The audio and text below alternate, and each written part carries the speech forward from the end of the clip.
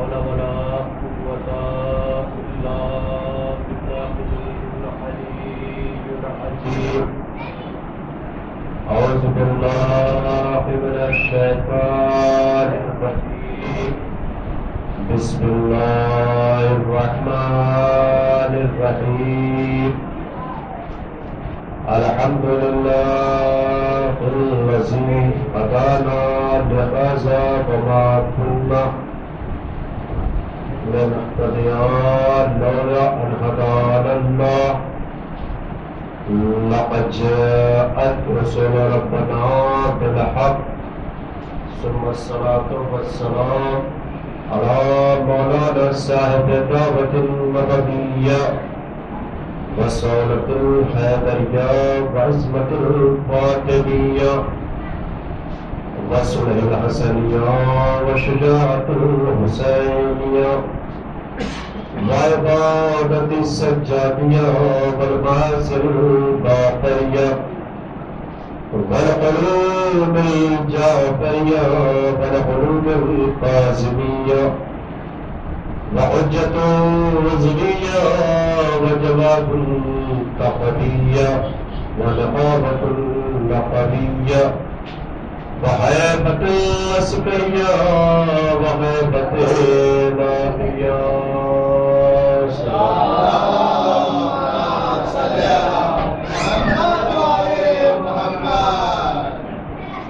أما بعد فقد قال رسول الله صلى الله عليه وآله وسلم: بسم الله الرحمن الرحيم.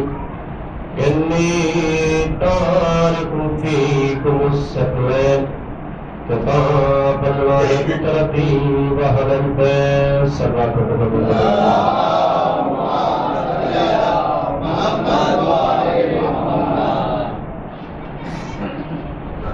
حضرات محترم سامعین کرام، عزاداران سماعت الشہداء، یقیناً خمسہ مجالس کی آج چوتھی مجلس ہے اور شروع میں ایک اعلان سے بات کرنا ہے. کل کی جو آخری مجلس ہوگی جلوس والی ٹھیک 8 بجے شروع ہو جائے گی اور 8:15 تک ہم منبر پہ بیٹھ جائیں گے. لہٰذا جتنے بھی محبان امام حسین علیہ السلام محبان آل محمد یہاں پر بیٹھے ہوئے ہیں، سب سے گزارش ہے کہ پابندی وقت کا خیال رکھتے ہوئے مجلس میں تشریف لے آئے. صلوات پڑھیں.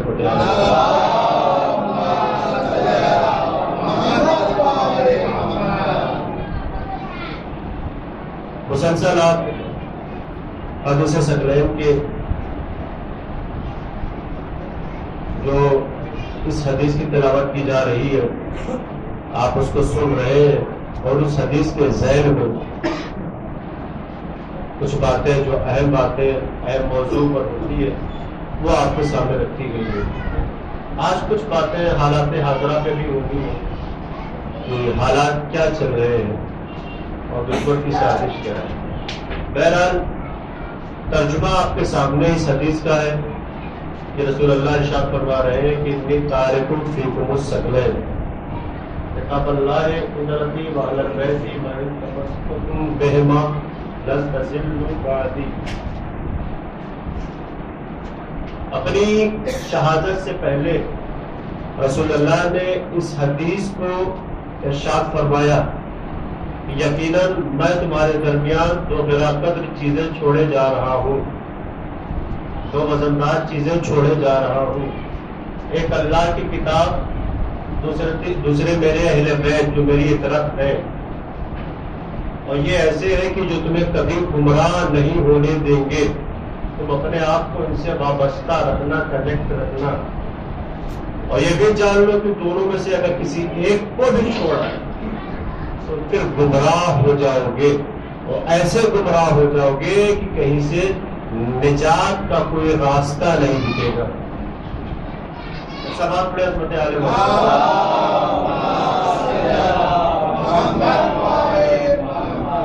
بس گزارش آپ سے یہ ہے کہ بیداری کے ساتھ سنیے گا. ہاں، کیونکہ میں اصرار کرتا رہتا ہوں کہ بیداری کے ساتھ سنیے گا. بیدار کا مطلب یہ ہے کہ کہ اوپر سے اگر ذاکر کچھ محنت کر رہا ہے تو آپ بھی محنت کریے. جیسے حوزے میں مدرسے میں درس پڑھایا جاتا ہے نا تو ٹیچر ڈنڈے کے دم پہ پوچھتا ہے سو تو نہیں رہے ہو, اسٹوڈنٹ اختیار رہتا ہے. بہرحال آپ ہمارے بزرگ ہیں, میں ایسی جسارت نہیں کر سکتا. ہاں, کہنے کا مطلب یہ کہ بیدار رہیے. آپ ہماری حوصلہ افزائی کریں گے تو ہمارا بھی حوصلہ بڑھے گا کہ کچھ اور نئی باتیں فضیلت آل محمد آپ کے سامنے بیان کی جائے. ایک سوال پڑھے حضرت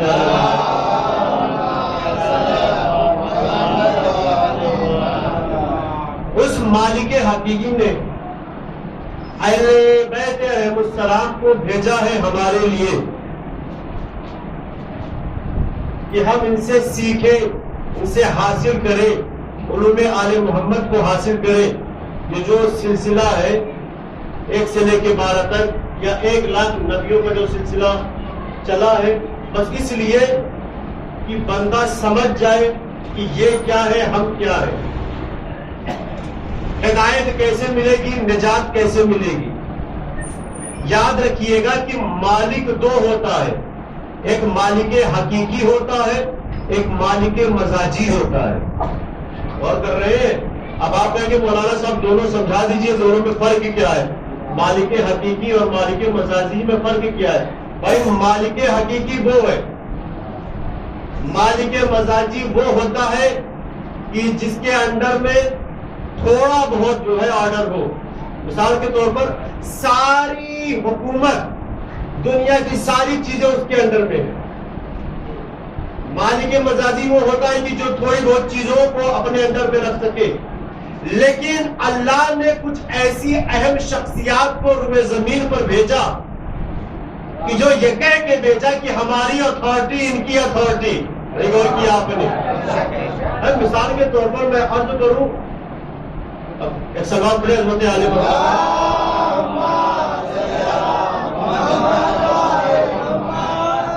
شمیم بھائی بیٹھے ہوئے ہیں, الہ آباد گئے ہیں 21 سال 22 سال بعد اشرا کرنے, اس بار اپنے یہاں محرم کرنے. ہاں تو ماشاء اللہ سے کہنا بہت اچھا اشرا ہوا ہے, بڑا اچھا محرم ہوا ہے. اور اگلے سال پھر اللہ ان کو موقع دے, جتنے عزادار یہاں پہ بیٹھے ہیں سب کو جو ہے طول عمر عطا فرمائے. پھر یہ ہم سے وعدہ لینے کی مولانا صاحب اگلے سال آپ چلیے ہمارے گاؤں. دیکھیے مالک حقیقی کیا ہوتا ہے, مالک مزاجی کیا ہوتا ہے, ذرا غور کریے گا. اب یہ ہم کو لے کے چلے, اسٹیشن پر بھیج دیا, بھیا مولانا ہمارے آنے والے ہیں, لے کے آؤ. اب جب ان کے گاؤں میں پہنچے تو یہاں پر استقبال کے لیے شمیم بھائی پہنچے. ذرا غور کریے گا, بیداری کے ساتھ سنیے گا. اب شمیم بھائی ایک ایک چیز سے پہچانوا رہے ہیں. مولانا صاحب جہاں تک نظر جا رہی ہے ہمارے کھیت ہے, یہ ہمارا باغ ہے, یہ ہمارا آم والا باغ ہے. ہم کیا آپ کا ہے؟ کہا ہاں ہمارا ہے. یہ دیکھیے پودے لہلہا رہے ہیں, پودے چہک رہے ہیں, اس میں کلیاں نکل آئی ہیں, یعنی ساری چیزیں ہماری ہیں. ہم نے کہا اچھا ٹھیک ہے. دن کا وقت ہے, آگے بڑھے تو تالاب نظر آیا. کہا مولانا صاحب تالاب بھی ہمارا ہے, مچھلیاں ہم نے پال رکھی ہیں. ہم نے کہا واہ شکر خدا, رات کا انتظام بھی ہو گیا. اس سے رات بڑھیا ہوتے عالم برکت پر. بیداری کے ساتھ سنیے گا. ہم نے کہا جب تالاب آپ کا ہے تو مچھلیاں بھی آپ کی ہوں گی. ہم مولانا صاحب کیسی بات کر رہے ہیں, ہماری مچھلیاں ہیں. ہم نے کہا جب آپ کی مچھلیاں ہیں, غور سے سنیے گا, جب آپ کی مچھلیاں ہیں تو 2 4 5 کو حکم دے دیجئے باہر آ جائے. غور کریے گا, 2 4 5 کو حکم دے دیجئے کہ باہر آ جائے. سوال پڑے حضرت علی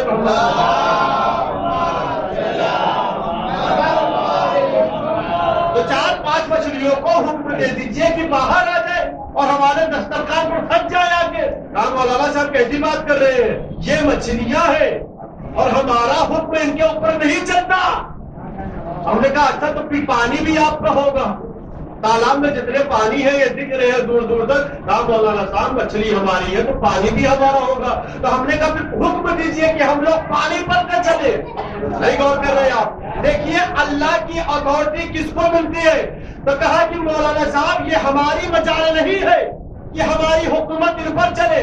ہم نے تاریخ کا جب مطالعہ کیا تو کچھ ایسی شخصیات تھیں جن کو آل محمد کے نام سے یاد کیا جاتا تھا. تاریخ بتاتی ہے کہ 14 امام محل عبادت ہے, 5ویں امام کنویں میں گر گئے. تاریخ ہے, روایت ہے, کنویں میں گر گئے. پریشان ہے کہ باپ نماز پہ ہے، بیٹا کنویں میں ڈوب رہا ہے، نماز جو ہے دور ہوتی جا رہی ہے، لیکن یہ دیکھیے اتھارٹی تھی ان کی، اللہ نے ان کو عطا کیا تھا کہ پانی کو حکم ملا تو پانی پانچویں وقت کو لے کے باہر آیا، اور اتنا باہر آیا کہ لا کے باہر کر دیا، امام کو ڈوبنے نہیں دیا۔ سلوات پڑھے حضرت آل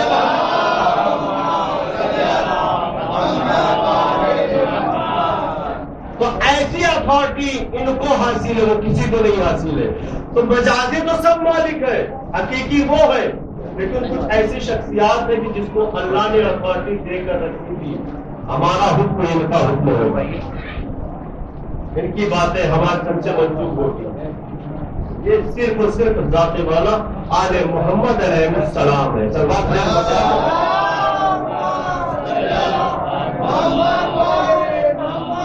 متوجہ رہیے، آپ ہمارے جب متوجہ رہیے وہ آتے جاتے رہیں گے۔ سلوات پڑھے حضرت علیہ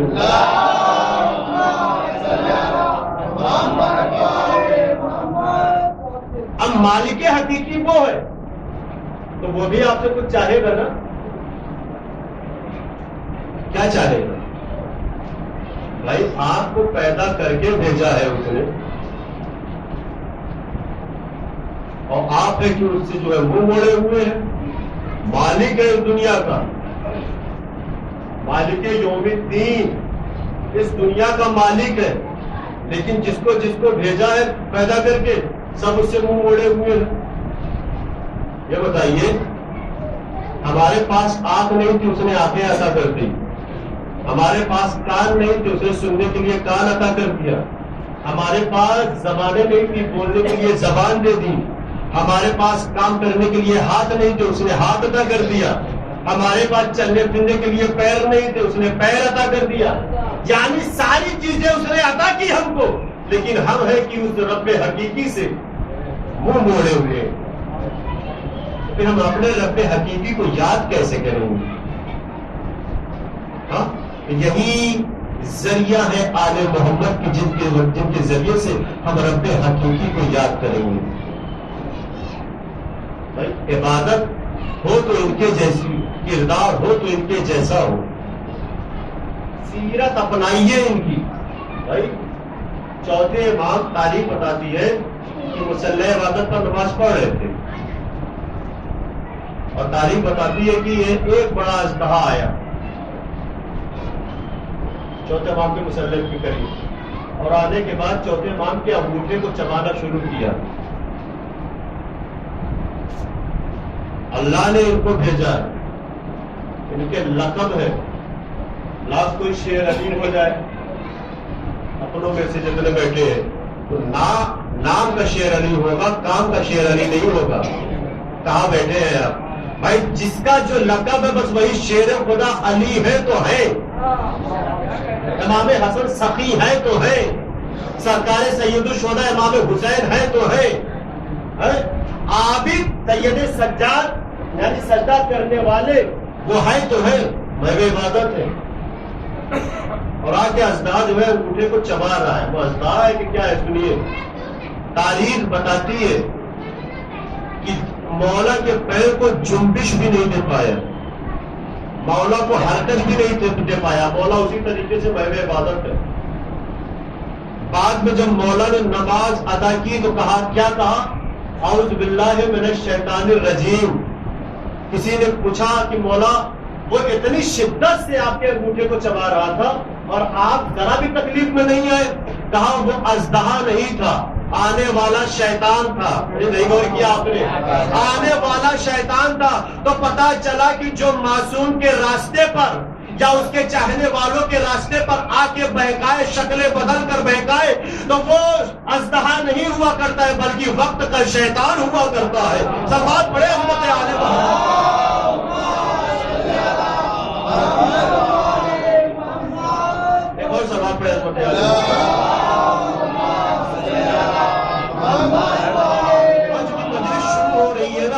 اب دھیرے دھیرے لوگ آتے رہیں گے۔ دیکھیں کبھی کبھی کیا ہوتا ہے، کبھی کبھی کیا نہیں، اکثر ہوتا ہے، میں کسی کا طنز نہیں کر رہا ہوں، اب تو ماشاءاللہ سے لائیو کا زمانہ ہے تو لوگ دیکھتے ہوئے بھی آتے ہیں کہ مولانا صاحب ممبر پہ بیٹھے کہ نہیں بیٹھے۔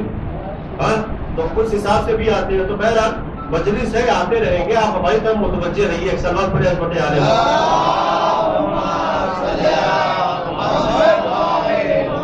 کیا حدیث ہے سب رہے ہیں؟ ایک اللہ کی کتاب, دوسرے میری فطرت میرے اہل بیت. دونوں میں سے کسی کو نہیں چھوڑنا, متوسط رہنا. اور یہ ایسے ہیں کہ جو تم کو گمراہ نہیں ہونے دیں گے اگر تم ان کے ساتھ ان کے دامن کو پکڑے رہو گے. کیسے لوگ تھے کہ جنہوں نے اس حدیث کو بلا دیا. آج دیکھیے کہ کس طریقے سے بیان بازیاں ہو رہی ہیں. بولا جا رہا ہے کہ کربلا جانا بدعت ہے. اب تو یہ بولا جانے لگا کہ اذان میں نام علی لینا بھی بدعت ہے. سنتے ہوں گے, کلپ بھی آتی ہوگی. اپنے بڑے عالم دین کو بھی کل گرفتار کر لیا گیا پاکستان میں. اپنے بڑے عالم دین کو بھی گرفتار کر لیا گیا. کیوں؟ صرف سچ بولنے کی وجہ سے, صرف علی ولی اللہ کہنے کی وجہ سے. اور یہ کیوں کہتے ہیں کہ نام علی بدلو اذان میں؟ یا جب تم کو محمد سمجھ میں نہیں آئے تو علی سمجھ میں کیسے آئیں گے؟ بیداری کے ساتھ سنیے. جب تم کو محمد کی ذات سمجھ میں نہ آئی تو تم کو علی کیسے سمجھ میں آئیں گے؟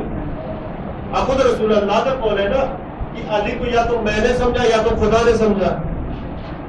اور شاید اسی لیے جناب سلمان فارسی جب مسجد نبوی سے نماز پڑھ کے نکل رہے تھے, دیکھیے ادھر کیا ہے, اہل بیت کیا ہے, کیسے لوگوں نے فراموش کر دیا. نماز پڑھ کے جب نکل رہے تھے تو کچھ لوگوں نے, کچھ منافقوں نے سوال کیا, سلمان کون ہے اندر اور کوئی ہے کہ نہیں؟ کہا ہاں ایک اللہ کا رسول ہے اور دوسرا وہ ہے کہ جس کے بارے میں کہا وہ میں جانتا نہیں. ارے یہ کون نیا شخص آ گیا کہ جس کو سلمان نہیں جانتے ہیں. اور سلمان کے جانے کو جب دیکھا تو علی نماز پڑھ رہے تھے.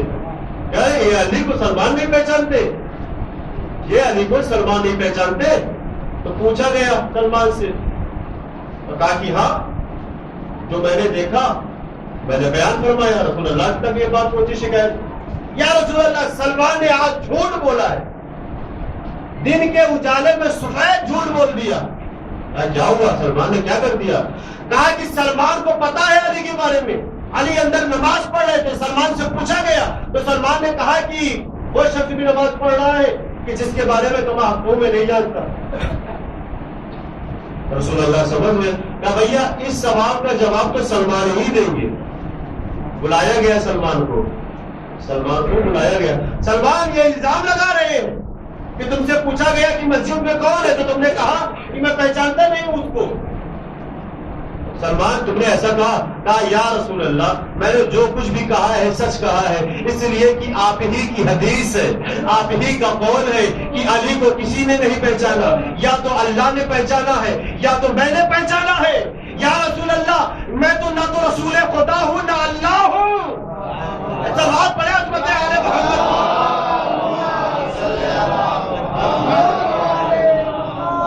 کم سے کم قول رسول کو تو پہچان لیتے. جب رسول سمجھ میں نہ آیا تو علی کیسے سمجھ میں آئیں گے؟ آج یہ بڑے اطمینان سے کہتے ہیں کہ محمد ہم جیسا, محمد ہم جیسا, محمد ہم جیسا. محمد سمجھ میں آیا نہیں اور کہتے ہیں کہ محمد ہم جیسا. بھائی یہ وہی کہتے ہیں کہ جن کو جن کی گھر والی پسند نہیں کرتی اور یہ کہتے ہیں کہ محمد ہم جیسا. ارے سلوات پڑھے عظمت آل محمد.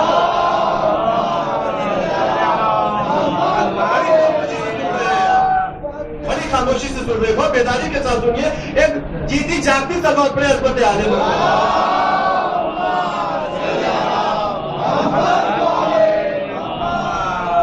جس کی گھر میں کوئی عزت نہیں وہ بھی کہہ رہا ہے کہ محمد ہم جیسا, محمد ہم جیسا, محمد ہم جیسا. پہلے تو اپنے اندر جھانک کے دیکھو کہ ہم کیسے ہیں, ہمارا معیار کیا ہے, پھر پہچانو کہ محمد کی ذات کیا ہے, پھر سمجھ میں آئے گا کہ علی کی ذات کیا ہے. آج جو ہو رہا ہے اسی لیے ہو رہا ہے. لوگوں نے محمد کو سمجھا نہیں اور شاید اسی وجہ سے علی سمجھ میں نہیں آیا. اب سنیے جو حقیقی اور جو اصل جو ہسٹری ہے, جو تاریخ میں آپ کے سامنے رکھ رہا ہوں. سبات پر عظمت عالم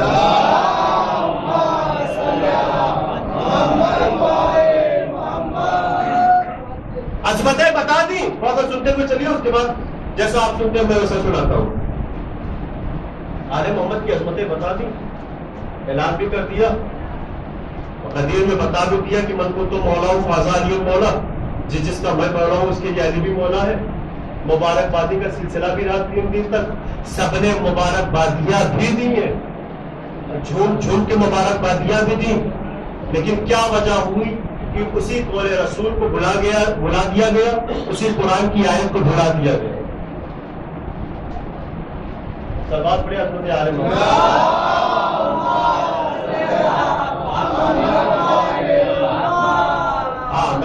ایک شخص پہ نظر ہے۔ ابھی دیکھیے دقت کیا ہوتا ہے کہ دیکھیے کبھی کبھی لوگ شرم بھی کرتے ہیں کہ نعرہ لگائے،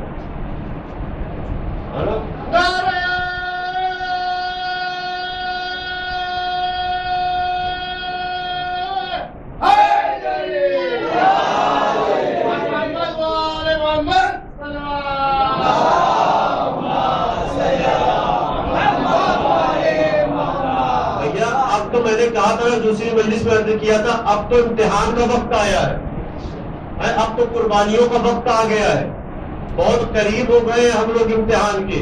ان لوگ سے ذرا پوچھئے کہ دل پہ کیا گزر رہی ہوگی جن کا امتحان ہو رہا ہے ہمارے پڑوسی ملک میں، جن کو گرفتار کیا جا رہا ہے، ان سے ذرا پوچھئے کہ کیسے کیسے وہ امتحان دے رہے ہیں۔ ہمارا بھی وقت امتحان ہے۔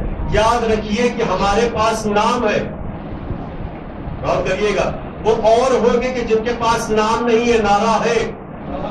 ہمارے پاس نام اتنے ہیں، نعرے کم ہیں، غور کر رہے ہیں آپ، تو پھر بھی نعرہ لگانے میں شامل نہیں ہونا چاہیے۔ اعلان کر دیا، پہچانوا دیا، معرفت کروا دی۔ جس دن رسول اللہ کی شہادت ہوئی، آج ان کی قوم کے بچوں سے پوچھ لیا جائے کہ سقیفہ کسے کہتے ہیں، ان کی قوم کے بچوں سے پوچھ لیا جائے سقیفہ کسے کہتے ہیں، نہیں بتا پائیں گے، گارنٹی کے ساتھ کہتا ہوں نہیں بتا پائیں گے سقیفہ کسے کہتے ہیں۔ کیوں؟ کیونکہ ان کے مولویوں نے بتایا ہی نہیں سقیفہ کیا ہے، بتایا ہی نہیں یا بتانے کی کوشش نہیں کی، اس لیے کہ اگر بتا دیتے تو دکانیں ان کی بند ہو جاتی، پھر بچہ بھی جان جاتا کہ حقیقت کیا ہے۔ جب حقیقت پتا چل جاتی تو دکانیں بھی بند ہو جاتی۔ ہمارے یہاں ہمارے بچے سے پوچھ لیجئے کہ پہلا امام کون ہے، آخری امام کون ہے، کربلا کس امام کے نام سے جانی جاتی ہے، اور ان سے پوچھئے سقیفہ کون ہے، سقیفہ ہے کون، سقیفہ ہے کیا۔ اب سنیے، سقیفہ اس جگہ کو کہتے ہیں کہ جہاں پر لوگوں کا اٹھنا بیٹھنا تھا، جہاں پر میٹنگ ہوتی تھی، جہاں پر تبصرے بازی ہوتی تھی، جہاں پر ٹائم پاس کیا جاتا تھا۔ ایک اور کر رہے بھائی، جو گاؤں والے ہیں وہ تو کم سے کم بولے، سلمان پریاض بننے آ رہے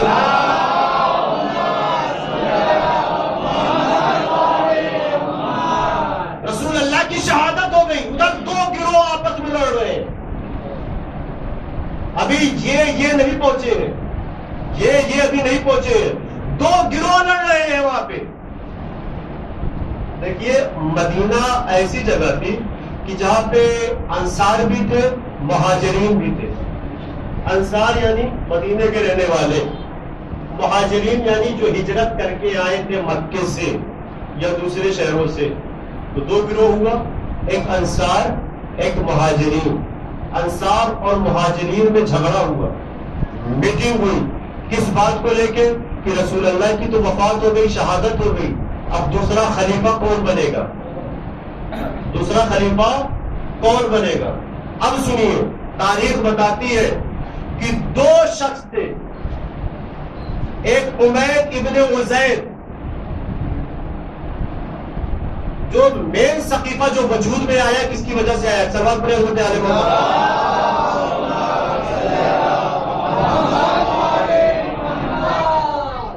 یہ تو بعد میں پہنچے نا، حمید ابن عزیر، اور دوسرا تھا سعد ابن عبادہ۔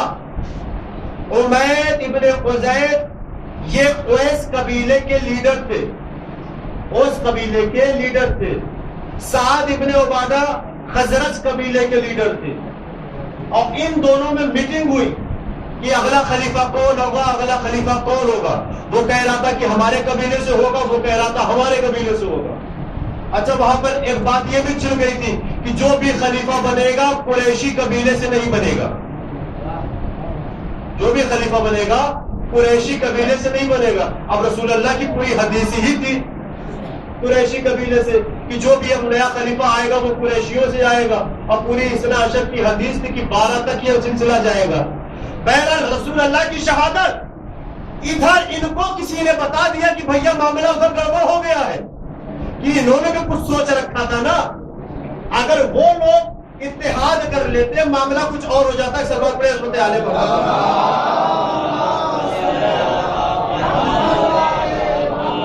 تو 3 شخص دوڑے جن کو پتا چلا کہ وہاں سقیفہ میں جو ہے معاملہ جو ہے گڑبڑ ہو گیا ہے. عمید ابن عزید اور سعد بن عبادہ کے درمیان جو ہے ہاتھا پائی ہونے والی ہے، اور نہ جانے کون کس کو خلیفہ بنانے، کون کس کی بیعت کرنے، معاملہ گڑبڑ ہو جائے گا. تو اس میں ابو بکر، عمر اور ابو عبید جراح، جب ان تینوں کو پتا چلا نا تو یہ بھی دوڑے سقیفہ کی طرف.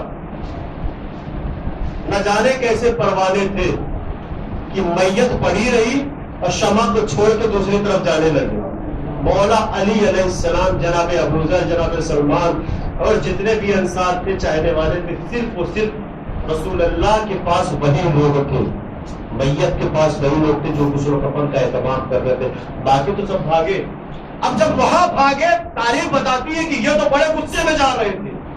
یہ کیسے ہو سکتا ہے کہ ہم لوگ کے رہتے ہوئے وہاں پر جو ہے دوسرے بات کرنے لگے. انہوں نے ان کا ہاتھ پکڑ لیا. ابو بکر نے ہاتھ پکڑنے کے بعد کہا کہ بڑے آہستے سے، کہیں ایسا نہ ہو کہ ہم لوگ کے کئی کرائے پر پانی گر جائے. تاریخ بتاتی ہے کہ جب وہاں پہ پہنچے تو معاملہ بہت گڑبڑ ہو چکا تھا. ایک کہہ رہا تھا کہ ایک خلیفہ ادھر سے بناؤ، ایک خلیفہ ادھر سے بناؤ، یعنی ایک مکے والوں کا خلیفہ ہو، ایک مدینے والوں کا خلیفہ ہو، ایک مہاجرین کا خلیفہ ہو، ایک انصار کا خلیفہ ہو. اب کچھ یہ کہہ رہے تھے کہ قریشیوں سے کوئی خلیفہ نہیں بنے گا، قریشیوں سے کوئی خلیفہ نہیں بنے گا. تاریخ بتاتی ہے جو لکھا ہوا ہے کہ یہ آگے بڑھے تو انہوں نے سب سے آگے بڑھ کے انصار کی تعریف کر دی. جو مدینے کے رہنے والے تھے کہا بھائی انصار تو وہ جن کے لیے قرآن اترا، انصار تو وہ کہ جنہوں نے رسول اللہ کو اپنے گھر میں پناہ دی. اب جو مہاجرین تھے وہ سن رہے تھے اور آپس میں تل ملا رہے تھے، بھیا یہ تو پورے انصاروں کی تعریف ہو رہی ہے. ایک سلمان پڑے عظمت علیہ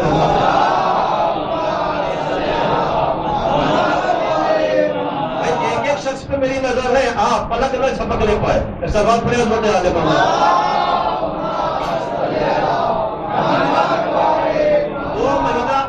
کے بعد پھر یہ ہسٹری اور یہ تاریخ پڑھنے میں وہ مزہ نہیں آتا ہے کہ جو آج کل کے ایام میں پڑھنے میں سنانے میں مزہ آتا ہے، کیونکہ یہ مجمع پھر ملتا نہیں ہے. پھر یہ سارے ثواب کی مجلسیں ہوتی ہیں تو پھر وہی ہوتے ہیں جو سب سے قریبی ہوتے ہیں، جو سب سے پڑوسی ہوتے ہیں وہی ملتے ہیں. پھر یہ دور دراز والے لوگ نہیں ملتے ہیں. سلمان پڑے عظمت علیہ.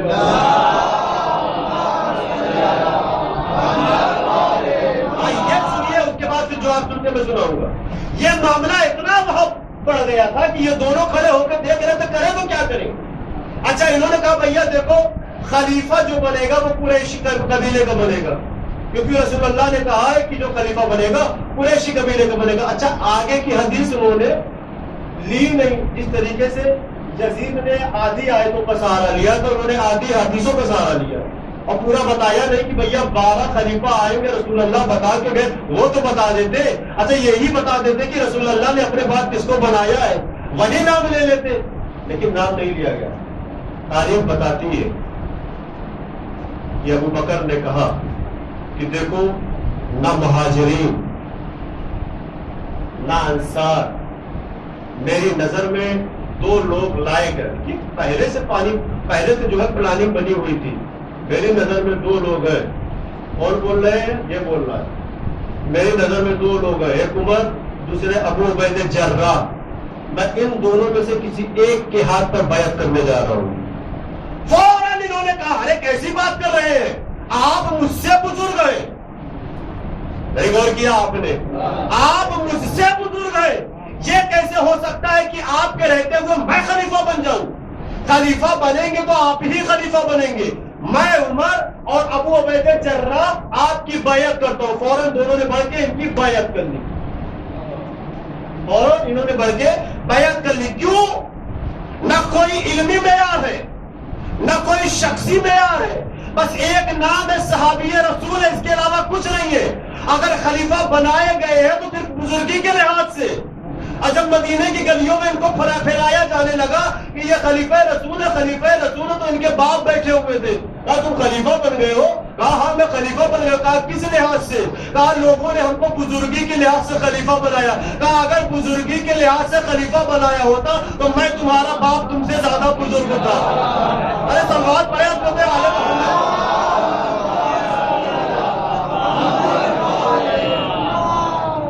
اب سنا آپ نے, پلاننگ تھی, بنا دیا خلیفہ, اور خلیفہ بنانے کے بعد کہا کہ میں ان کی بیعت کرتا ہوں.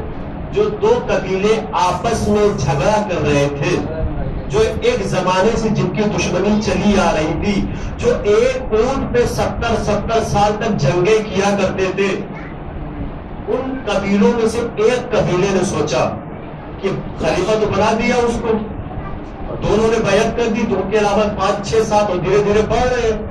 تو اس میں سے جو اویس قبیلے کے جو لیڈر تھے, عمید ابن عزیر, انہوں نے کہا کہ سعد ابن عبادہ سے پہلے ہم بیعت کر لیں, کیونکہ وہاں پر اگر کسی ایک کا ہاتھ پہنچ گیا تو دوسرا اپنا ہاتھ نہیں لگائے گا. فوراً جھپٹ کے عمید ابن عزیر نے بیعت کر لی اپنے پورے قبیلے کے ساتھ. اب میں یہاں پر ایک حدیث سناؤں گا, ہمارے آپ کو چھٹے امام جعفر صادق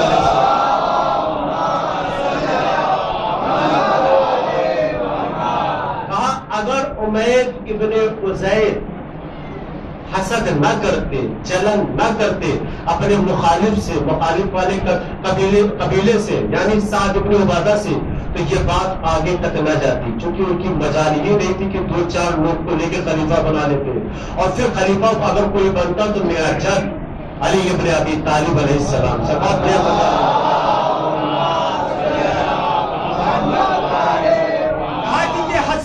بات ہوئی تھی. حسد اور بغض کی جو بات ابھی اسلامیہ بھی میں نے پڑھا کہ یہ حسد, یہ بغض ایسا ہوتا ہے کہ انسان کو اندر سے کھا جاتا ہے. اور یہ 2 قبیلوں کی آپسی دشمنی کے وجہ سے وہ خلیفہ بن گئے. اب اس کے بعد کا معاملہ کیا ہوگا؟ خود یہ ان کو لے کے چلتے تھے, گھر گھر گئے, بیعت کرو, خلیفہ رسول ہے, خلیفۃ اللہ ہے, خلیفہ رسول ہے. ایک لقب وہاں سے ملا, صدیق ہے. دیکھ اور کیا آپ نے, یعنی ابو بکر صدیق ہے, یہ خلیفہ ہے, ان کی بیعت کرو, ان کی بیعت کرو. اب یہاں پہ میں ایک آپ کو واقعہ سناؤں گا, چھوٹا سا واقعہ, روکتا ہوں تھوڑی دیر کے لیے. کتاب نمد الثاقبہ آیت اللہ شیخ صدوق علیہ رحمہ کی لکھی ہوئی ہے, جو امام زمانہ کی دعاؤں سے پیدا ہوئے. سلوات پڑھیں حضرت اعلی محمد. کتاب میں لکھا ہوا ہے کہ رسول اللہ بیٹھے تھے, صحابہ کا مجمع تھا, اور اسی درمیان ایک شخص آیا جو ایک دم الگ شکل و صورت کا تھا. صحابہ دیکھ کے ڈرنے لگے. رسول اللہ نے کہا ڈرو نہیں. وہ آیا, آنے کے بعد رسول اللہ کو سلام کیا. رسول اللہ نے کہا تمہارا نام کیا ہے؟ تو اس نے نام ذرا غور کریے گا, اور کتنی مشکل سے میں نے یاد کیا ہے. اس نے کہا یا رسول اللہ میرا نام حام ابن ہیم ابن قیس ابن لاقیس ہے. غور کر رہے ہیں آپ, حام ابن ہیم ابن قیس ابن لاقیس ہے. کس قبیلے سے تعلق رکھتے ہو؟ کہا میرا کوئی قبیلہ نہیں, میں جناتوں میں سے ہوں. غور کریے گا, میں جناتوں میں سے ہوں. بیٹھ گیا, رسول اللہ کے خطبے کو سنتا رہا. ابھی تھوڑی ہی دیر گزری تھی کہ مولائے متقیان علی ابن ابی طالب علیہ السلام آئے.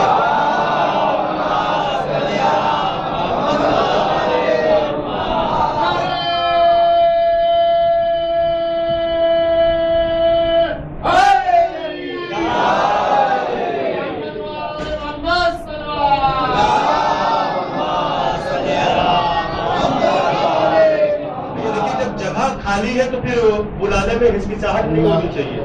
آپ خالی جگہوں پہ کھڑ کرنا چاہیے. سلام پڑھے حضرت اعلی محمد.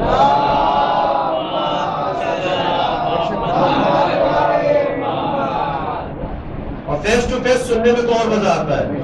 حام ابن ہیم ابن قیس, حام ابن ہیم ابن قیس ابن لاقیس. مولا آئے, جیسے ہی مولا آئے مولا کے احترام میں یہ جنات کھڑا ہو گیا. بھائی کیا یہ جو جتنے میٹنگ کر رہے تھے سقیفہ میں، کیا وہاں پر نہیں تھے؟ کیا مولا کی عظمت کو نہ پہچانے ہوں گے کہ ایک جنات ان کے احترام میں کھڑا ہو رہا ہے؟ وہ نہ جانے کیسے انسان تھے کہ جو مسیح رسول سے پیچھے ہٹ گئے. احترام کے لیے کھڑا ہوا. رسول اللہ نے کہا ان کا احترام کیوں کر رہے ہو؟ کیا رسول اللہ کو پتہ نہیں تھا؟ پتا تھا، لیکن پہچانوانا چاہے تھے جو سارے بیٹھے ہوئے تھے. کہا یا رسول اللہ ان کا احترام کیوں نہ کروں؟ کہا کیوں، وجہ کیا ہے؟ کہا جب طوفان نوح آیا تھا اور نوح کی کشتی بھور میں پھنسی تھی تو یہی عالم انوار میں آئے تھے اور نوح کی کشتی کو آگے بچایا تھا. بیداری کے ساتھ سنیے گا، نوح کی کشتی کو بچایا تھا. کہا یا رسول اللہ میں نے ان کے بارے میں اور بھی پڑھا ہے. کہا کیا پڑھا؟ کہا ان کے ناموں کے بارے میں پڑھا ہے. وہاں جب خلیفہ بنا گئے تو ایک لقب ملا نا صدیق. کہا کیا پڑھا ہے؟ کہا میں نے ان کے ناموں کے بارے میں پڑھا ہے کہ ان کا نام آسمانی کتابوں میں بھی ہے. کہا کیا نام ہے؟ کہا ان کا نام صدیق ہے. نہیں غور کیا آپ نے؟ ان کا نام فاروق ہے، ان کا نام غنی ہے. پتا چلا کہ القاب کسی اور کے تھے. نہیں غور کیا آپ نے؟ نہیں غور کیا آپ نے؟ تھوڑا بیدار ہوئیے. نام کسی اور کا تھا، چوری کسی اور نے کی. پتا چلا کہ چوری ان کی پرانی عادت ہے.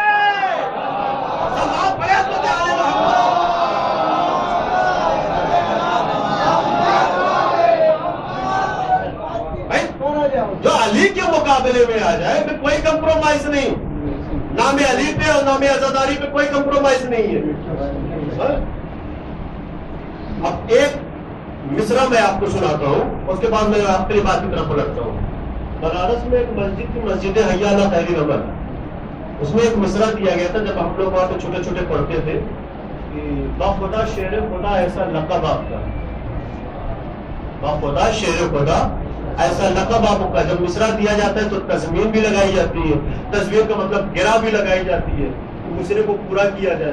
بڑے بڑے شعراء کرام وہاں پہ آئے تھے. استاد الشعراء جناب موجد جلال پوری بھی وہاں پہ پہنچے تھے. انہوں نے گرا لگائی. بھائی چلو ٹھیک ہے، صدیق چوری کر لیا، فاروق چوری کر لیا، غنی چوری کر لیا، لیکن ایک لقب تھا جس کو چوری کرنے کی ہمت نہ ہوئی. نہیں غور کیا آپ نے؟ اس مصرے پر انہوں نے تضمین لگائی. کیا تضمین لگائی؟ وہ جو القاب تھا،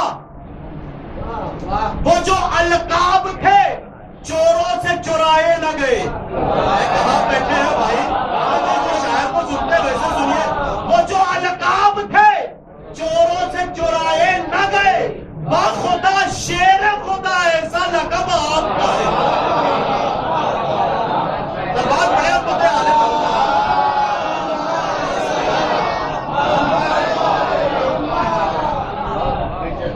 ذکر علی کو سن کے جو کھٹا سموہ ذکر علی کو سن کے جو کھٹا سموہ بنائے، سمجھو یہ صاف صاف عداوت علی کی.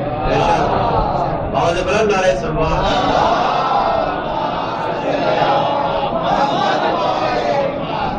واحد یہ لقب شیر خدا ایسا لقب تھا کہ جس کو چوری نہیں کر پائے.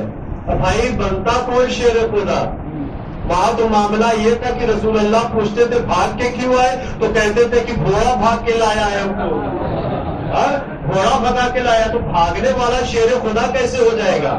تو شیر خدا صرف ایک ذات تھی، ذات والا امیر المومنین، اور کوئی نہیں تھا.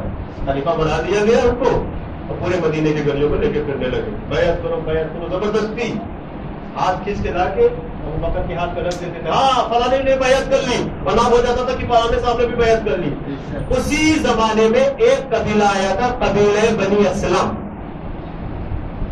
اچھا آپ ایک بات اور سنیے کہ جو دور دور جن کی بستیاں تھی، جو جنگلوں وغیرہ میں بسے ہوئے تھے نا، ان کو بھی زبردستی کھینچ کے لایا گیا تھا. جو جاہل تھے، جو بدو تھے، جن کو پتا بھی نہیں تھا اسلام کے بارے میں، ان کو بھی کھینچ کے لایا گیا اور بیعت کروائی گئی زبردستی. اسی زمانے میں قبیلہ بنی اسلم تھا. وہ ایسا قبیلہ تھا کہ بیچارے جو ہے در در کی ٹھوکر کھاتے تھے. اس کی وجہ کیا تھی کہ ان کے پاس کچھ کھانے پینے کو نہیں تھا.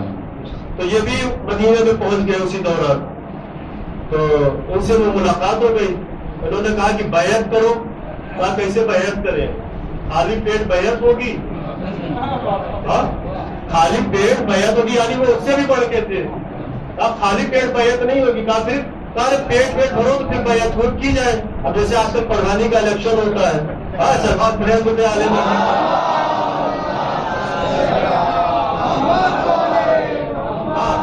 پانی تو تب تو ایک ووٹ پڑے گی. ایک ووٹ کی بڑی اہمیت ہوتی ہے. انہوں نے پورے قبیلے والوں کے لیے کہیں سے کھانے پینے کا اہتمام کروایا اور کروانے کے بعد پورے قبیلے بنی اسلم کی بیعت کروائی. یہ اس طریقے سے سقیفہ میں خلیفہ بندی ہوئی, یعنی خلیفے کا چناؤ کیا گیا. اور جب مولا کو پتا چلا نا, سب سے زیادہ تو غصہ جناب ابوذر کو آیا تھا. میں نے کسی مجلس میں عرض بھی کیا تھا کہ جناب ابوذر جو ہے جذباتی تھے, بہت ہی جذباتی تھے, اور سب سے زیادہ غصہ تو جناب ابوذر کو آیا تھا. لیکن مولا نے روکا اور حکم بھیجایا کس کو؟ ابوبکر کو. کہا اکیلے آنا میرے پاس, اکیلے آنا میرے پاس. اور جب بلایا تو فوراً مولا نے کہا اتنی کیا جلدی تھی, کم سے کم رسول کو غسل و کفن بھی تو دے دیتے, محمد کے جنازے میں شریک ہو لیتے, محمد کی تدفین تو کر لینے دیتے, پھر اس کے بعد بیٹھ کے چناؤ کرتے جس کا کرنا. اتنی بھی ضرورت کیا تھی؟ ساری حدیثیں مولا علی نے بیان کی. تاریخ بتاتی ہے کہ لکھا ہوا ہے کہ جب مولا علی نے بولنا شروع کیا نا تو ان کی ہمت نہیں ہوئی کہ مولا کے سامنے بولے, اور آنکھوں سے آنسو نکل رہے تھے. اب وہ آنسو کیا پتا, لیکن مولانا ابن حسن بریلوی صاحب نے کہا کہ وہ آنسو جو نکل رہے تھے مولا کی بات سن کے نہیں نکل رہے تھے, بلکہ مولا کے چہرے کو دیکھ کے نکل رہے تھے. ڈر اتنا لگ رہا تھا کہ کہیں علی تلوار نہ نکال لے. سلوار پڑھے عظمت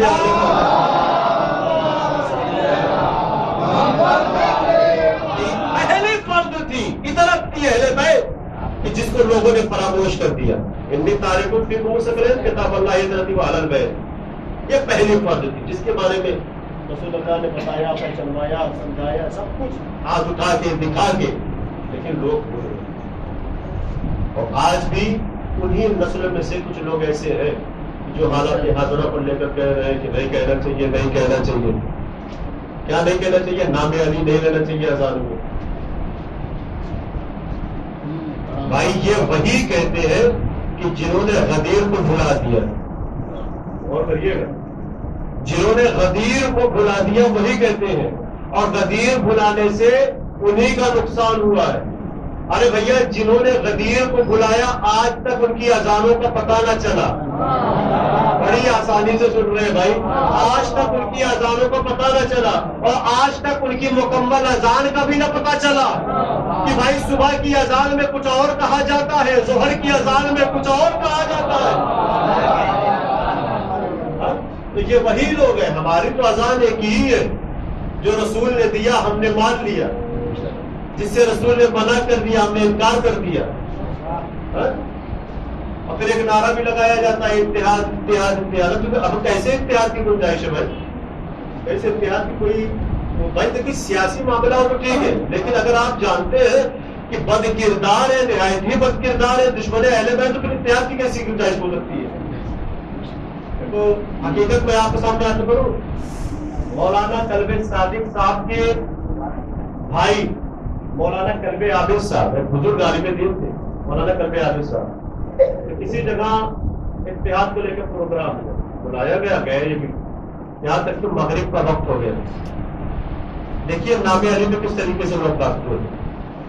مغرب کا وقت ہوا تو لوگوں نے کہا کہ قبلہ اذان ہونے جا رہی ہے, کیا اچھا ہوتا کہ آپ ہمارے ساتھ نماز پڑھ لیتے. نماز کس کی؟ ان لوگوں کی. اور انہوں نے گھیرنا چاہا مولانا قلب عابد صاحب, کیا آپ ہمارے ساتھ نماز پڑھ لیتے تو اتحاد کا ایک بہترین میسج یہاں سے چلا جاتا. لیکن وہ بھی شہدائے علی تھے, علی کے چاہنے والے تھے.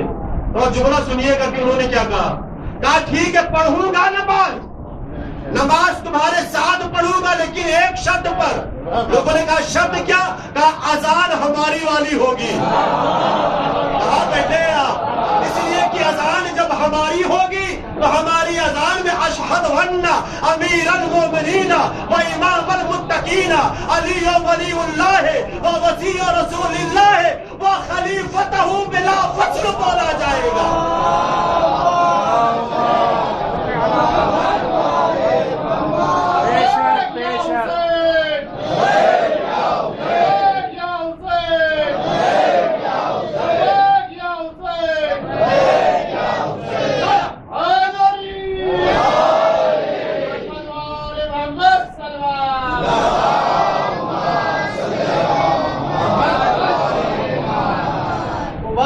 مچھلیاں کہتی ہیں یہ بازو حیدر کی، ابھر کر مچھلیاں کہتی ہیں یہ بازو حیدر کی. حقیقت دیکھ لی دو انگلیوں نے باب خیبر کی. علی ہے غیظ میں اور سایہ تلوار میں مرحب، خبر میں واحد برحق ترا جبریل کے گھر کی.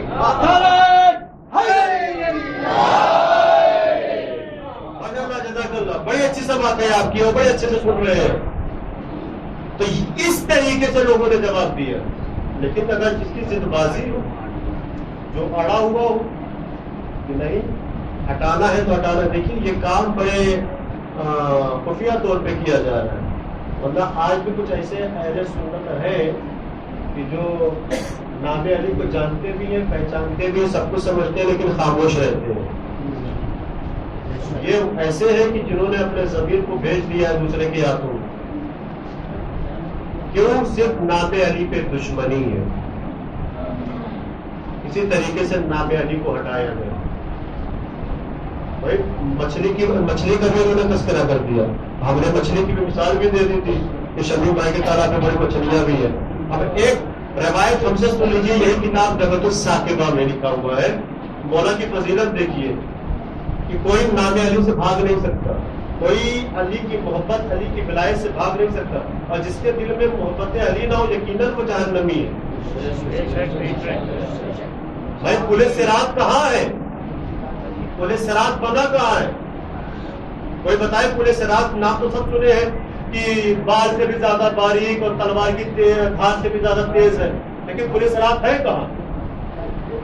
جہنم کے اوپر بنا ہے.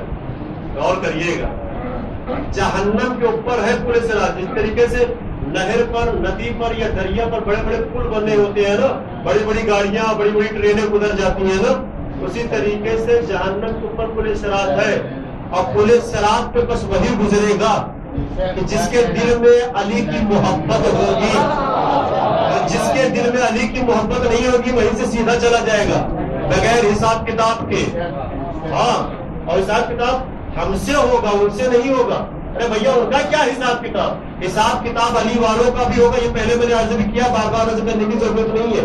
جب پورے صراط سے گزر جائیں گے تب آپ کا حساب کتاب بھی ہوگا. ہاں اب علی والے ہو تو چلو اپنا حساب دو.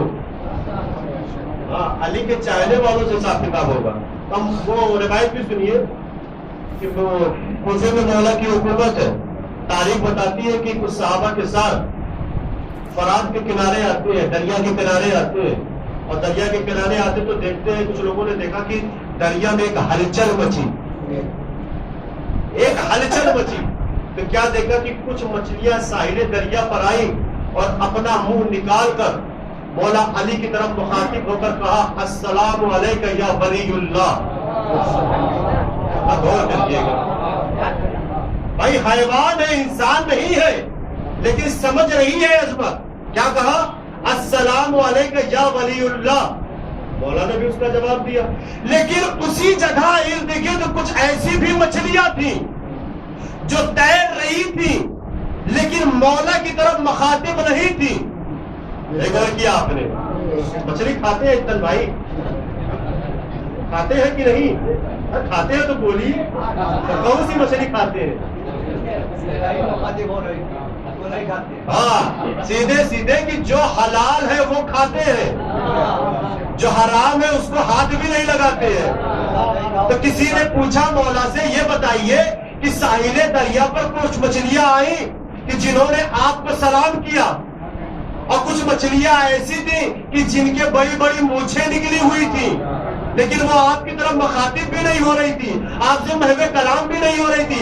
مولا نے کہا سنو کہ جن مچھلیوں کے دل میں، نہیں غور کیا آپ نے، جن مچھلیوں نے ہماری ولایت کا اقرار کیا وہ ہمارے لیے، ہمارے چاہنے والوں کے لیے حلال ہو گئی، اور جنہوں نے ہماری ولایت سے انکار کیا وہ حرام ہو گئی۔ صلوات پڑھیں عظمت عالی۔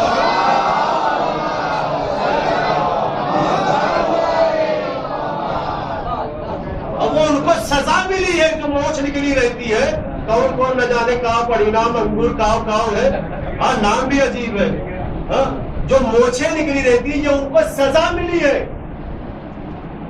انہوں نے ولایت علی سے انکار کیا۔ یہ نعمت ہے اللہ کی طرف سے کہ جن مچھلیوں نے اقرار کیا وہ حلال۔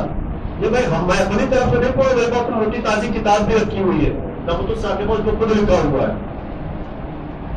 یہ ہمارے یہ حیوان ہے کہ جو سمجھ نہیں ہے عظمت کیا ہے، اور یہ نہ جانے کیسے بدو تھے، کردار تھے، جو سب تو کھانے والے تھے، جو اونٹوں کو چرانے والے تھے، جو بکریوں کو چرانے والے تھے، آج جن کو یہ بھی نہیں پتا تھا کہ اونٹ اور اونٹنی میں فرق کیا ہے، بار بار رسول اللہ ان کو سمجھا رہے تھے کہ دیکھو علی یہ ہے، دیکھو حسن یہ ہے، دیکھو حسین یہ ہے، دیکھو آل محمد یہ ہے، لیکن پھر بھی نہیں پہچان رہے ہیں۔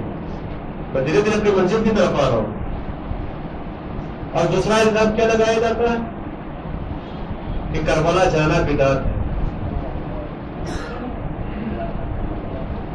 یہ بھی سوچی سمجھی پلا نہیں ہے۔ پچھلے سال نہ جانے کتنے لاکھوں لوگ جو ہے پاکستان میں نکل آئے تھے کفن پہن کر، اور اس بار بھی ڈر تھا کہ کہیں نہ نکل آئے۔ بھائی ان کو یہ جو لاکھ لوگ آتے ہیں ان سے ڈر نہیں ہے، ان کو ڈر ہے کہ جو لاکھ لوگوں کی زبان سے حسین نکلتا ہے اس سے ڈر ہے، جو لبیک یا حسین لبیک یا حسین نکلتا ہے اس سے ڈر ہے۔ لبیک یا حسین، لبیک یا حسین، لبیک یا حسین، لبیک یا حسین، لبیک یا حسین، لبیک یا حسین، آواز بلند صلوات۔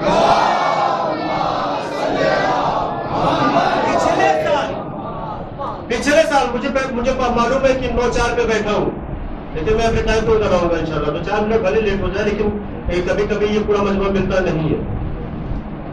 پچھلے سال کورونا جیسے حالات میں بھی 40 میں 1.5 کروڑ لوگ پہنچ گئے۔ اس بار بھی کوشش ہے، اس بار بھی کوشش ہے، لوگ کوشش بھی کر رہے ہیں، اللہ سب کو سلامت رکھے، اور جس کا کام ہو گیا ہے، جس کے جو صاحب حیثیت ہے وہ وہاں پہ پہنچے جس کو مولا بلا رہے۔ لیکن پچھلے سال 1.5 کروڑ لوگ پہنچے تھے، تو ان کی یہی کوشش ہے کہ کس طریقے سے ان جانے والوں کو روکا جائے جو حسین کے عزادار ہیں، جو حسین کے چاہنے والے ہیں، تاکہ ہم اپنے مقصد میں کامیاب ہو جائیں۔ ایک آخری بات، اس کے بعد رکھتے مسائل۔ یہ جو 3 نمبر ہے نا، یہ جو 3 نمبر کا علاقہ ہے، یہ سمجھ جائیے گھر جیسا ہو گیا ہمارے لیے، تو جتنی بات پڑھے ان کو یاد ہو جاتی ہے۔ مولانا صاحب جتنی بات پڑھتے ہیں ان کو یاد ہو جاتی ہے، کچھ لوگوں کو یاد ہو جاتی ہے، لیکن یہ جو اندر سے باہر تک مجموعہ دکھ رہا ہے بہت دور دور کا مجموعہ ہے، یہ لوگ کبھی کبھی سنتے ہیں، لیکن جنہوں نے سن لیا ہے وہ اپنے علم میں اور اضافہ کریں، جنہوں نے سن لیا ہے ہم سے وہ اور اضافہ کریں، اپنی معرفت میں اضافہ کریں، جنہوں نے نہیں سنا ہے ان کے لیے نیا ہو سکتا ہے۔ سلوات پڑھیں عظمت عالی۔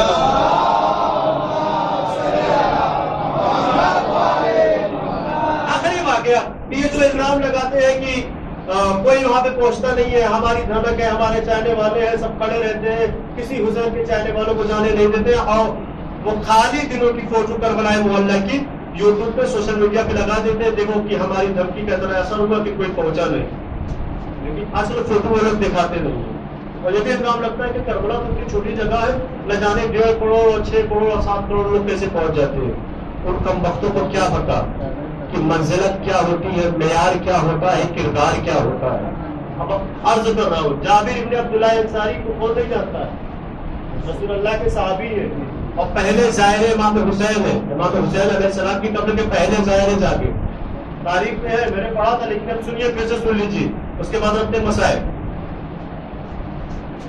جابر نے کہا یا رسول اللہ آپ کی دعوت ہے ہمارے گھر میں، کہا ٹھیک ہے آئیں گے انشاءاللہ، کہا آپ کے ساتھ آپ کے وسیع کی بھی دعوت ہے، کہا جا کے وسیع سے بولو، جا کے وسیع سے بولو، یعنی جس کو دعوت دینی اس کو جا کے بولو. اب پتا چلا کہ دوسرے سے مت ٹہلانا. یہ رسول اللہ نے بول دیا ہے کہ جس کو ذمہ داری دینا جا کے خود دے کے آؤ. ہاں رسول اللہ کی بھی دعوت, مولا علی کی بھی دعوت. اچھا مسجد نبوی سے یعنی مغرب کے بعد جانا تھا, مسجد نبوی سے نماز پڑھ کے نکل رہے تھے. اچھا نماز پڑھ کے نکلے تو رسول اللہ کا رخ تو دوسری طرف ہے آج جانے کا, اور مولا علی بھی ساتھ میں. کچھ لوگوں نے دیکھا ہے کہ رسول اللہ آج دوسری طرف جا رہے ہیں, آج انداز آج ان کی چال جو ہے دوسری طرف ہے. یا تو اپنے گھر جاتے تھے یا فاطمہ کے گھر جاتے تھے, فاطمہ کے ابو الحسن کے گھر جاتے تھے. یہ تو آج نہ ادھر جا رہے ہیں نہ ادھر جا رہے ہیں, یہ تو تیسری طرف جا رہے ہیں. کچھ لوگ آگے بڑھے, یا رسول اللہ کہاں کا ارادہ ہے, یا رسول اللہ کہاں کا ارادہ ہے. کہا جابر نے دعوت دی ہے, جابر کے گھر پہ جا رہے ہیں. کہا اچھا جابر نے دعوت دی ہے, کہاں جابر نے دعوت دی ہے. اور نہ جانے کیسے بے شرم لوگ بھی تھے جو کہہ دیے یا رسول اللہ اکیلے جائیں گے, یا رسول اللہ اکیلے جائیں گے.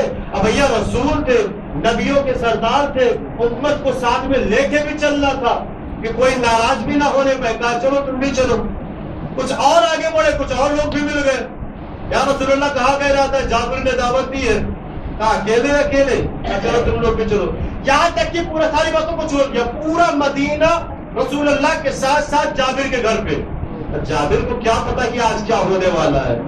انہوں نے صرف علی اور رسول کی دعوت کی تھی, پورے مدینے والوں کی دعوت بھی نہیں کی تھی. بھائی گھر بھی اتنا بڑا نہیں کہ پورا مدینہ ان کے گھر میں آ جائے. ٹکر بات کیا رسول اللہ نے. جابر نے دروازہ کھولا اور سلام کے بعد جب جابر نے دیکھا ارے یہ تو معاملہ الٹا ہوا ہے, اور غور سے مدینے والوں کو دیکھ رہے تھے. رسول اللہ نے کہا جابر کیا ہوا. کہا یا رسول اللہ یہ کیا.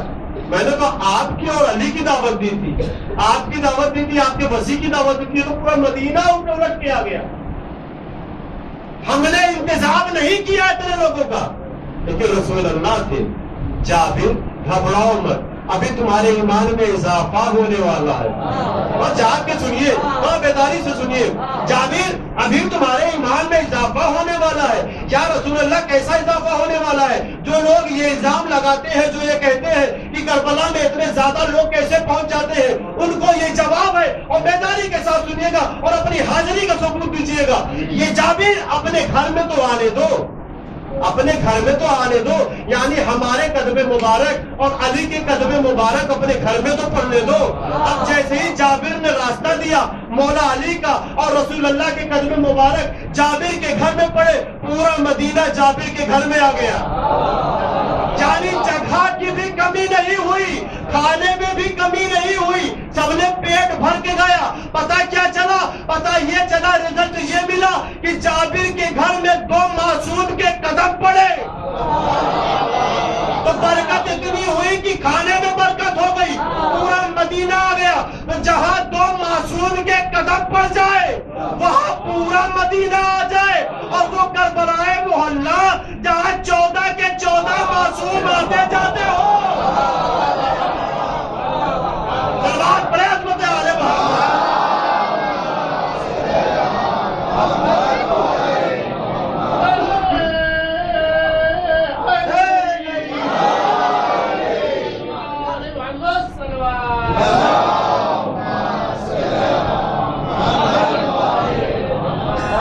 فضیلت کو ہٹا کر دیکھو, خیبر کی حقیقت کو مٹا کر دیکھو, خندق کی فضیلت کو ہٹا کر دیکھو, حیدر کی فضیلت کو گھٹا کر دیکھو. اسلام میں کچھ بھی نہ رہے گا باقی, اسلام سے حیدر کو ہٹا کر دیکھو.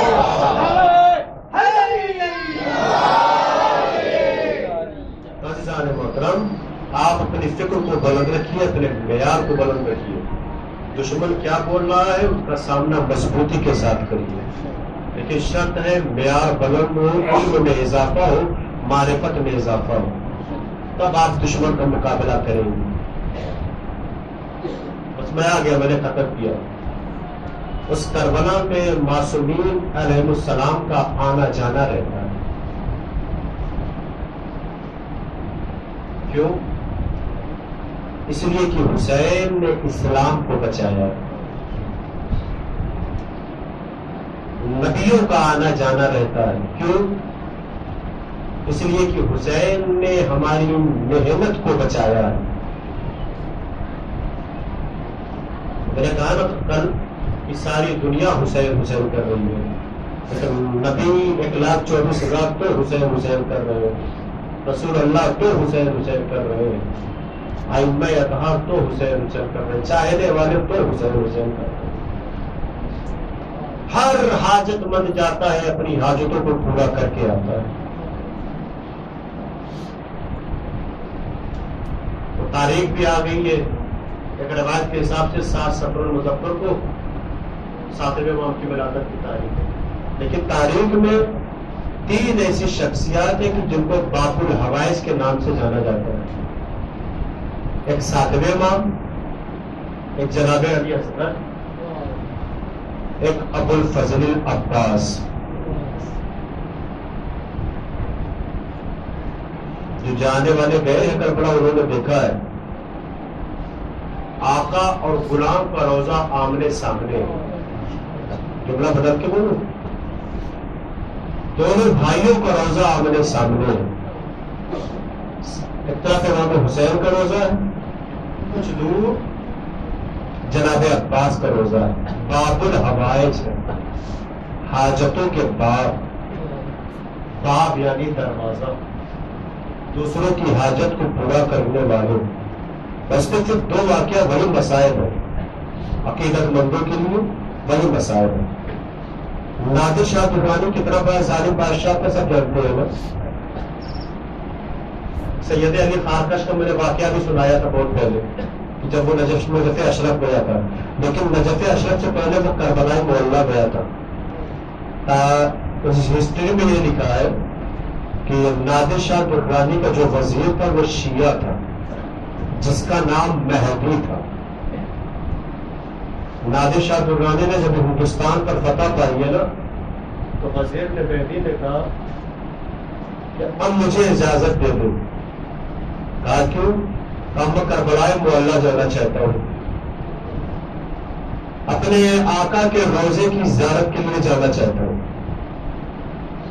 نادر شاہ درانی نے کہا ہاں، نام تو میں نے بھی سنا ہے. کیا تیرا آقا یقیناً لوگوں کی حاجتوں کو پورا کرتا ہے؟ ظالم بادشاہ ہے. لیکن جب کربلا پہنچا ہے نا تو اس کا بھی دل پسیج گیا ساری چیزوں کو دیکھ کے. تاریخ بتاتی بتو لیجیے آپ. جب کربلا محلہ پہنچا ہے نا تو مہدی جو شیعہ تھا وہ ساری چیزوں کو تعارف کرا رہا تھا کہ دیکھو یہ علی کے بیٹے رسول کے نواسے کا روزہ، یہ حبیب ابن مظاہر کا روزہ ہے، یہ حسین کے جوان بیٹے علی اکبر کا روزہ ہے، ان کی قبر ہے. اور پیچھے بتایا کہ دیکھو یہ خیمہ گاہ تھا، یہاں بیویوں کے خیمے لگے ہوئے تھے. پھر بتایا کہ دیکھو یہ چاہنے والوں کی قبریں ہیں. جب ٹہلتے ٹہلتے اور پیچھے سے گھوم کے جناب عباس کے روزے کے قریب آیا نا تو نادر شاہ درانی نے کہا یہ کس کا روزہ ہے؟ یہ کس کا روزہ ہے؟ کہا یہ انہی کے بھائی کا روزہ ہے، یہ انہی کے بھائی کا روزہ ہے. کہا کس کے بھائی کا؟ کہا حسین ابن علی کے بھائی کا، جن کا نام عباس ہے. نادر شاہ درانی نے کہا کہ یہ بتاؤ کہ سارے کے سارے جتنی قبریں ہیں سب حسین کے قریب ہیں، یہ دور کیوں ہے؟ یہ دور کیوں ہے؟ ساری باتوں کو مہدی نے بتایا، وزیر نے بتایا، لیکن نادر شاہ درانی نہیں سمجھ رہا تھا. بس یہ رٹ لگائے ہوئے تھا کہ یہ دور کیوں ہے، یہ دور کیوں ہے. بس ایک بات مہدی نے کہی کہ اس لیے کہ یہ لڑتے لڑتے اتنی دور آ گئے تھے، اور اس کی وجہ یہ تھی، دوسری وجہ یہ تھی دور آنے کی کہ ان کی ایک بھتیجی تھی جن کو سکینہ کے نام سے یاد کیا جاتا تھا. وہ اپنی بھتیجی سے اتنا شرمندہ ہو گئے تھے کہ واپس خیمے کی طرف نہیں گئے، اور وہیں پر ان کی شہادت ہو گئی.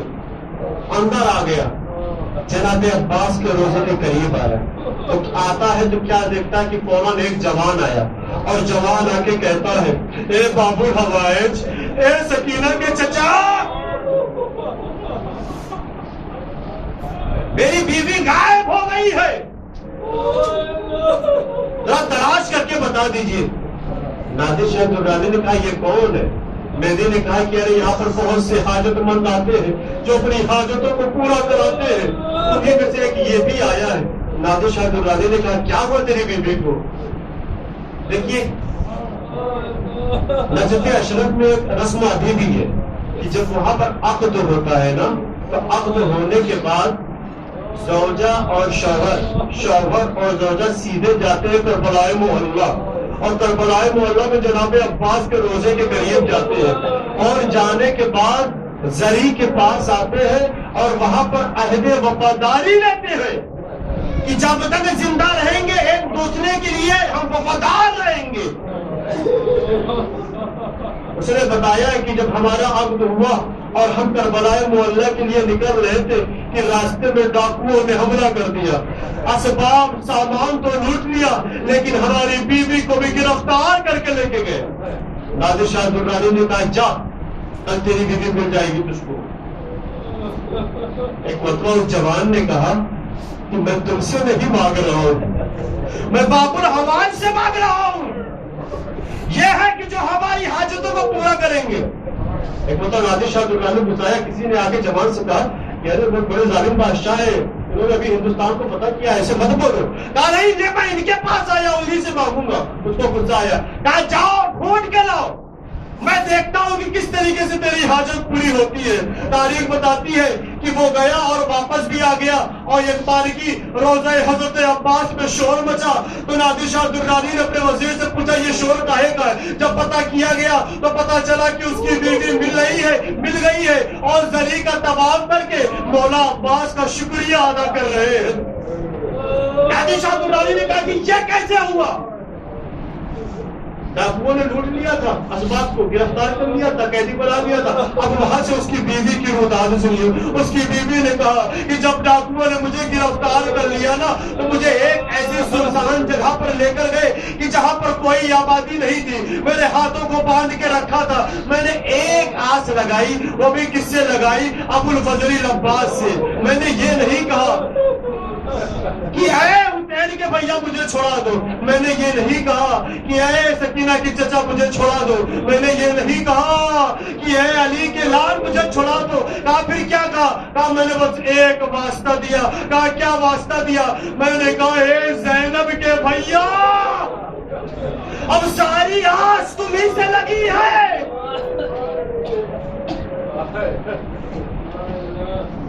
اجر کو اللہ۔ کہا اس کے بعد میری آنکھیں بند ہوئی تو میں نے کیا دیکھا کہ میرا شوہر میرے سامنے ہے، اور اس کے بعد وہ آ کے مجھے یہاں پر لے کے آیا۔ یہ ایک واقعہ ہے۔ دوسرا واقعہ یہ آخری ہے، اس کے بعد جہاں سے ختم مجلس، اس کے بعد دعا ہے۔ تاریخ بتاتی ہے، روایت میں لکھا ہوا ہے کہ ایک شخص تھا جس کی ماں کا آخری وقت، دیکھیے باب الحوائج کیسے باب الحوائج، تاریخ بتاتی ہے کہ باب الحوائج یہ ہوئے تو کیسے ہوئے؟ دوسرے کی حاجت کو پورا کرنے کے لیے مولا عباس کو نہر فرات پر آئے تھے نا۔ اللہ نے بھی کہا ہوگا کہ اے عباس ارے تیری حاجت پوری نہ ہوئی تو کیا صحیح، لیکن اب جتنے تیرے چاہنے والے آئیں گے یہ میں تم کو منصب دیتا ہوں کہ چاہنے والوں کی حاجتوں کو پورا کرنا۔ جوان لا کے اپنی ماں کو لٹا دیتا ہے زری کے پاس اور کہتا ہے کہ میری ماں ہے، میں اکلوتا ہوں، میں نے بڑی دیکھ بھال کی ہے، بڑی اطاعت کی ہے، زندگی دے دو۔ اور ایک جملہ کہا، جملہ کے بعد کیا کہا کہ اے عباس، اے باب الحوائج، یاد رکھو اگر تم نے ہماری حاجت کو پورا نہ کیا نا تو ہم یہاں سے سیدھے نجف اشرف آپ کے بابا کے پاس جائیں گے، آپ کے بابا علی کے پاس جائیں گے اور آپ کی شکایت کریں گے۔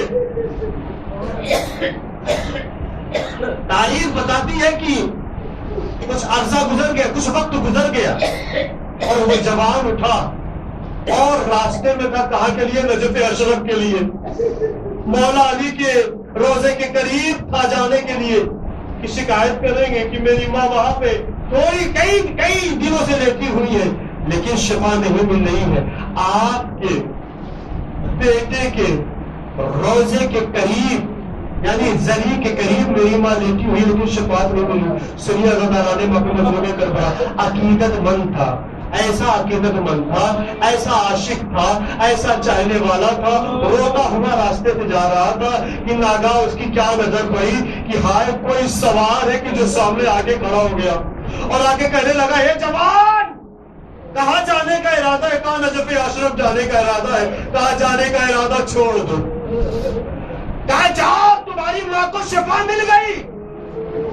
کہا تم کیسے کہہ سکتے ہو کہ میری ماں کو شفا مل گئی؟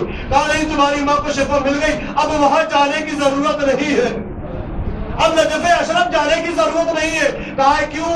کہا ارے شفا تو شفا مل گئی ہے, اگر یقین نہ آئے تو آؤ میرے گھوڑے پر سوار ہو جاؤ اور میں تمہیں کربلا تک پہنچا دیتا ہوں, تم اپنی آنکھوں سے دیکھ لو. اگر شفا نہ ملی ہوگی تو میں تمہیں اپنے گھوڑے پر واپس سوار کرا کے نجف اشرف پہنچا دوں گا, تم وہاں پر شکایت کر دینا. گھوڑا ذرا بلند تھا, ذرا اونچا تھا. اب آپ نے اندازہ کر لیا کہ جری کتنے طویل تھے تو سواری بھی اونچی تھی نا. ایک مرتبہ اس جوان نے کہا کہ اے شخص ارے میں تمہارے گھوڑے پر کیسے سوار ہوں, تمہاری سواری پر کیسے سوار ہوں؟ کہا کیوں؟ کہا ذرا اپنا ہاتھ تو دے دو.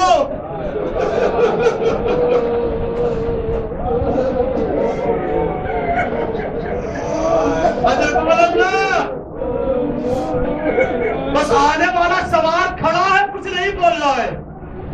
کہا اپنا ہاتھ دے دو تاکہ ہم تمہاری سواری پر سوار ہو جائیں. ایک مرتبہ اس شخص نے کہا کہ میں تمہیں اپنا ہاتھ کیسے دوں؟ کہا کیوں؟ کہا ارے تم جس کے پاس گئے تھے اور جس کے بابا کے پاس جا رہے تھے میں اسی بابا کا بیٹا ہوں. ارے جسے ابو الفضل العباس کہتے ہیں, ارے میرے ہاتھ کربلا کے میدان میں نہر فرات کے کنارے قلم کر دیے گئے. ارے جیسے ہی اس جوان نے دیکھا ارے فوراً اپنے سر کو زمین پر رکھ دیا, زمین پر رکھ دیا. اے آقا ارے مجھے نہیں پتا تھا کہ آپ اس حالت میں میرے پاس آئیں گے. ارے اس سوار نے اس جوان کو اس کی ماں کے پاس پہنچا دیا. میں کہوں گا اے مولا آپ نے اس کی حاجت کو پورا کر دیا, لیکن قید خانے سے ایک آواز ابھی بھی آتی ہے, وہ 4 سالہ بچی کی آواز آتی ہے, ہائے چچا عباس, ہائے بابا حسین. ارے ظالموں نے بہت پریشان کیا, ظالموں نے بہت ظلم کیا. انا للہ و انا الیہ راجعون. رضم کے قضائے و تسلیم والامر علی رسول اللہ علی القوم الصالحین یا رب العزت و یم الخالقین ينقلبون. آپ حضرات سے گزارش ہے کہ ایک مرتبہ سورہ الحمد 3 مرتبہ سورہ اخلاص کی تلاوت فرما کر مرحوم ضمیر الحیدر ابن رضی الحیدر, مرحوم اعجاز فاطمہ بنت مبارک علی, مرحوم اصغری بانو بنت منظور عالم, مرحوم حسن اکبر ابن حسن عسکری, مرحوم کوثری بیگم بنت میاں جان اور جملہ مرحومین کی روح کو پڑھ کے سال کر. اللهم صل على محمد وآل محمد